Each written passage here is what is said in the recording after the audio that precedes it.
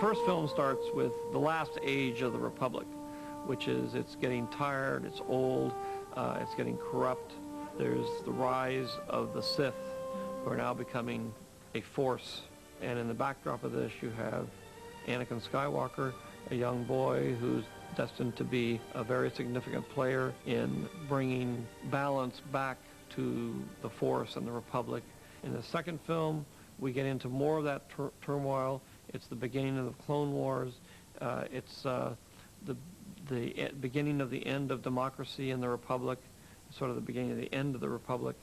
And it's Anakin Skywalker beginning to deal with some of his more intense emotions of anger, hatred, sense of loss, possessiveness, jealousy, and the other things he's coping with. Then we will get to the third film where he is seduced to the dark side, which brings us up to films 4, 5, and 6, where Anakin's offspring redeem him and allow him to fulfill the prophecy, where he brings balance to the Force by doing away with the Sith and getting rid of evil in the universe. Yeah, all right, fine, let's go. In episode 2, we get to go back to Tatooine, we get to go back to the homestead, and we get to see Owen Lars and Aunt Beru 25 years earlier. I thought it would be fun to show who these people were before they existed in episodes 4, 5, and 6.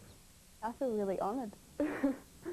I don't think it's hit me really, that I'm actually playing Aunt Beru. It's quite amazing to step into a role that already exists. I mean, to be able to watch what another actor has done 25 years ago, so have episode 4 to watch what Phil Brown has done as Owen, and to try and do it service in that regard. I watched Beru's part 20 times or something just to see how she acts. When Luke wants to go off and join the Empire and fight, Owen's sort of saying, no, I don't really want that to happen, and he's doing anything he can to stop it, but Beru sees it from Luke's side as well and sees that that's his dream as well, and he really wants to do that. You must understand I need you here, Luke. But it's a whole nother year. Look, it's only one more season. Yeah, that's what she said when Biggs and Tank. Where are you going? Looks like I'm going nowhere. I have to go finish cleaning those droids. Oh, and he can't stay here forever. Most of his friends have gone. It means so much to him. I'll make it up to him next year. I promise.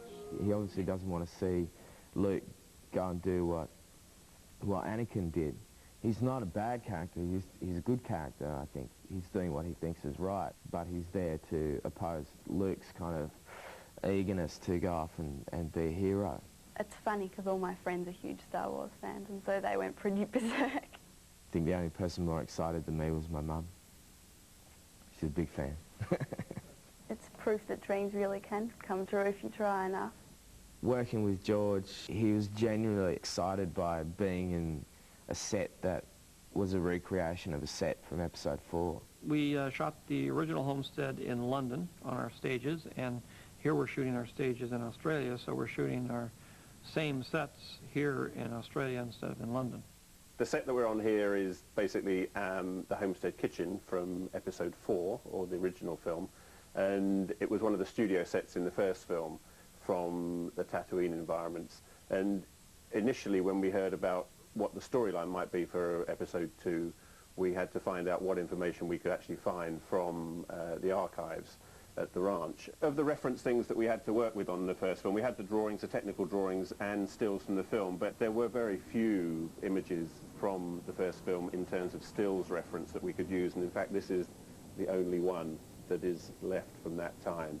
So this is the one bit of reference that we've been using to recreate this room. So we've basically reproduced it as it was built in 1975 or 6. The aging and the finishing is a little bit rougher than it was in the time we saw it before. Basically, George thinks it's not as well kept at this point as it was as it will be. So everything in here is still in that sort of feel of Tatooine technology and Tatooine utensils and Tatooine equipment, but it's all slightly different things. But the spirit is sort of still living there.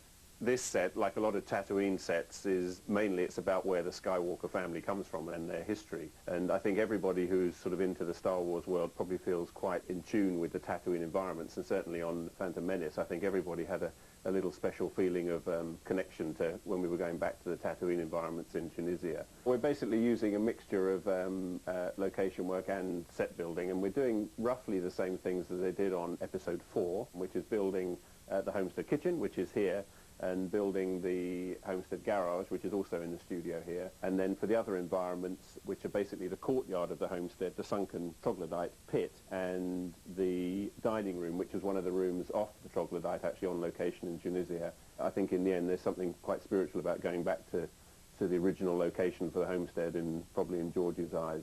I think it's fascinating for people to know where all this came from.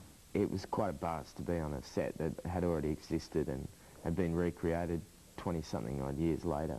Working with George, he's great. He's sort of a mixture of giving little bits of advice on how he sees his take on it. He let me do what I felt like I naturally wanted to do, and then, you know, he was like, that's cool, or pull that back, or, you know, throw that away a little more. As soon as I met Anthony Daniels, I think he said something to me from the very first film that he did, which was episode 4, and told me a couple of stories from that, and we sort of stumbled through that scene together, you know. I suppose you programmed for etiquette and protocol, and he's like answering me back, and I say, shut up, all right, shut up. And he goes, shutting up, sir. Protocol? Why, it's my primary function, sir. I am well versed in all the customs. Can you speak Bocce? Of course I can, sir. It's like a second language to me. I'm as Yeah, all right, shut up. I'll take this. Shutting up, sir.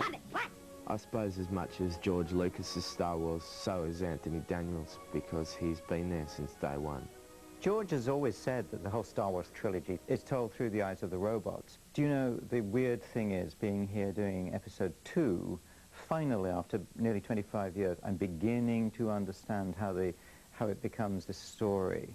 In episode 1, C-3PO is being put together and he has no outer coverings. In this one, we get to see his outer coverings put on, but they're all a mishmash of used parts, and they're steel and painted and not very attractive. You know, I see people in beautiful costumes. Amidala, fabulous. Me, I'm wearing junk.